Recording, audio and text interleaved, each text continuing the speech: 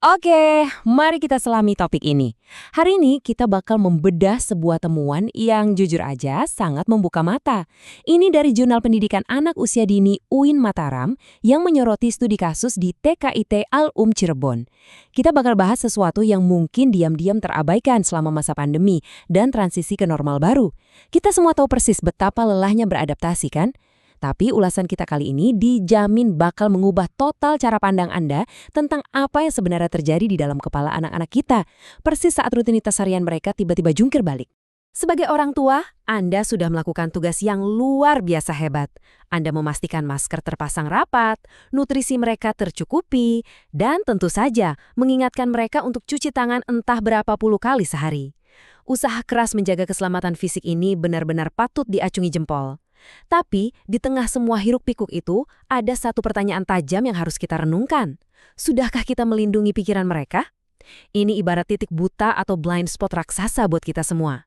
Jurnal ini menyoroti bahwa seringkali kita tanpa sadar meremehkan betapa rentannya mental anak di tengah perubahan yang begitu drastis. Ketimbangan ini benar-benar tergambar jelas lewat perbandingan di era normal baru ini. Coba perhatikan, untuk urusan fisik, anak-anak kita dijaga layaknya sebuah benteng pertahanan lapis baja.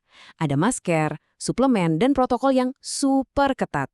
Tapi coba kita intip sisi baliknya. Kesehatan mental mereka, seperti stres karena terkurung di rumah, hilangnya momen bermain bebas dengan teman sebaya, sampai kebingungan mengatur emosi, malah sering dibiarkan terbuka begitu saja tanpa pelindung. Padahal, fisik yang sehat itu nggak akan banyak artinya kalau jiwa anak justru merasa tertekan dan kesepian. Nah, biar persepsi kita sama, mari kita lihat gimana penelitian ini mendefinisikan kesehatan mental. Jadi, kesehatan mental itu sama sekali bukan sekedar soal nggak adanya penyakit jiwa yang serius. Lebih dari itu, ini tentang stabilitas emosi, ketenangan pikiran, dan kapasitas seorang anak untuk menghadapi perubahan hidup yang mendadak tanpa merasa putus asa.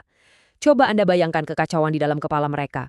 Dunia yang mereka kenal seperti taman bermain yang seru, teman-teman sekolah, dan rutinitas harian, tiba-tiba lenyap dan cuma digantikan oleh layar gadget dan tembok rumah.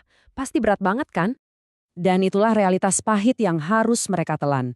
Sosialisasi mendadak berhenti total, rumah berubah jadi seluruh dunia mereka, dan kebebasan bermain di luar raib begitu saja. Tapi tenang, jurnal ini sama sekali nggak bermaksud menyudutkan orang tua. Malah, penelitian ini sangat memvalidasi kalau stres ini terjadi dua arah. Anda sebagai orang tua juga tiba-tiba dipaksa mengambil peran kompleks sebagai guru di rumah sambil tetap harus bekerja atau mengurus hal lain. Peran ganda yang saling tumpang tindih inilah yang sering memicu gesekan. Batas antara rumah sebagai tempat berlindung yang nyaman dan rumah sebagai ruang kelas jadi benar-benar kabur. Nah, bersiaplah untuk sebuah fakta mengejutkan yang mungkin bakal bikin Anda merasa jauh lebih lega. Apalagi kalau sering gregetan saat nemenin anak belajar online. 5 hingga 10 menit. Cuma itulah rentang waktu maksimal konsentrasi seorang anak usia dini menurut penelitian ini. Ya, sesingkat itu. Jadi, kalau di menit ke-11 anak Anda mulai lari-larian, cari mainan, atau menolak menatap layar, mereka itu sama sekali bukan sedang nakal. Mereka cuma sudah mencapai batas biologis wajar dari otak mereka. Mengetahui fakta ini pastinya bakal mengubah total cara kita merespon proses belajar mereka. Fakta tentang rentang konsentrasi tadi membawa kita ke poin yang sangat krusial ini. Saat anak udah mentok di batas fokusnya, wajar banget kalau orang tua yang kelelahan ikut terpancing emosinya. Tapi masalahnya, membentak mereka di momen itu nggak bakal bikin mereka tiba-tiba kembali fokus belajar. Malahan, nada tinggi dan kata-kata kasar itu dengan sangat cepat menghancurkan stabilitas mental mereka. Jurnal ini secara blak-blakan mengingatkan kalau kekerasan verbal dari orang tua bisa berdampak sangat fatal, karena anak sekecil itu belum punya tameng mental untuk memproses kemarahan kita secara rasional.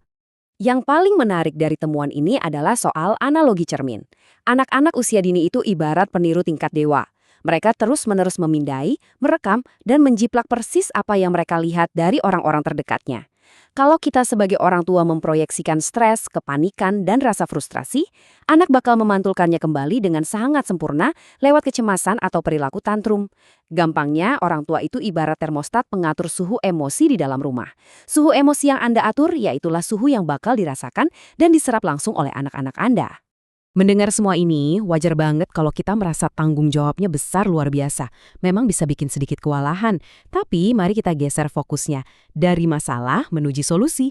Jurnal ini nggak cuma ngelempar masalah, tapi juga ngasih langkah-langkah praktis yang beneran bisa kita terapkan. Jadi pertanyaannya sekarang, gimana sih caranya kita sebagai orang tua dan pendidik bisa jadi cermin yang lebih baik dan secara aktif melindungi fondasi mental mereka di masa-masa penuh tantangan ini? Peneliti berhasil menemukan beberapa pola sukses dari para orang tua di TKIT Al-Um Cirebon yang bisa langsung kita tiru. Pertama, bangun kepercayaan penuh pada kemampuan anak. Biarkan mereka ngelakuin hal-hal simpel sendiri, jangan semuanya serba dilayani. Kenapa? Karena kemandirian itu adalah pupuk dari rasa percaya diri. Kedua, validasi perasaan mereka. Kalau mereka sedih karena nggak bisa main keluar, akui itu. Bilang kalau Anda juga mengerti rasanya, jangan malah diremehkan. Ketiga, jadilah pendengar setia buat celotehan acak mereka setiap hari, karena dari situlah cara mereka memproses dunia. Dan keempat, kasih pujian atas usaha mereka. Tapi porsinya harus pas, biar mereka nggak tumbuh jadi anak yang gila validasi. Jadi, poin krusialnya begini. Anda tentu saja tetap bisa dan harus mendisiplinkan anak, tapi tanpa harus merusak mental mereka sedikit pun. Kuncinya ada di pemilihan kosakata. Kita tetap bisa ngasih batasan yang tegas saat anak berbuat salah, tapi dengan kata-kata yang hati-hati dan tanpa perlu berteriak. Jauh lebih baik lagi kalau kita bisa ngajarin mereka cara meredakan stres mereka sendiri. Misalnya ngajak mereka lakuin aktivitas positif atau tarik nafas panjang waktu lagi marah. Ini benar-benar jadi kemampuan kunci supaya mereka jago mengatur emosinya ke depan. Tentu saja, orang tua nggak dibiarkan berjuang sendirian. Jurnal ini juga membedah gimana TKIT Al-Um Cirebon turun tangan jadi partner yang solid. Mereka sengaja pakai grup WhatsApp supaya belajar online nggak bikin ribet secara teknis atau boros kuota. Mereka juga mecah sesi video call biar guru tetap bisa ngobrol dari hati ke hati dan memantau perkembangan tiap anak secara personal. Dan yang paling juara, mereka pelan-pelan membuka kelas tatap muka terbatas dengan protokol super ketat. Mereka sadar betul kalau interaksi fisik dan main bareng teman itu ibarat nutrisi wajib buat perkembangan sosial anak, sesuatu yang nggak mungkin bisa digantikan oleh layar canggih macam apapun. Sekarang mari kita mundur sedikit dan melihat gambaran besarnya yang jauh lebih penting. Semua upaya ekstra ini sebenarnya bukan cuma buat bertahan hidup di era normal baru, ini adalah investasi seumur hidup buat masa depan mereka. Penelitian menyimpulkan bahwa kalau kesehatan mental anak dijaga dan dibangun kuat sejak dini, mereka bakal tumbuh jadi sosok dewasa yang jujur, bertanggung jawab, dan punya kendali emosi yang juara waktu berhadapan dengan masalah apapun. Jadi, kita bukan sekedar lagi ngajarin anak balita loh, kita ini sedang sungguh-sungguh membentuk karakter orang dewasa masa depan. Pada akhirnya, melindungi kesehatan mental itu sama mutlaknya dengan menjaga kesehatan fisik. Saya mau menutup ulasan kita hari ini dengan sebuah kutipan yang benar-benar ngena dari temuan ini. Fondasi mental yang kita bangun untuk anak-anak kita hari ini akan menjadi baju zirah emosional yang mereka kenakan saat dewasa nanti. Jadi kalau besok-besok anak Anda mulai kehilangan fokus lagi di menit ke-10 pas belajar, coba tanyakan sejenak pada diri Anda sendiri. Baju zirah terkuat seperti apa yang sedang Anda tempa untuk mereka hari ini? Terima kasih sudah menemani saya membedah jurnal ini, dan sampai jumpa di ulasan menarik kita selanjutnya.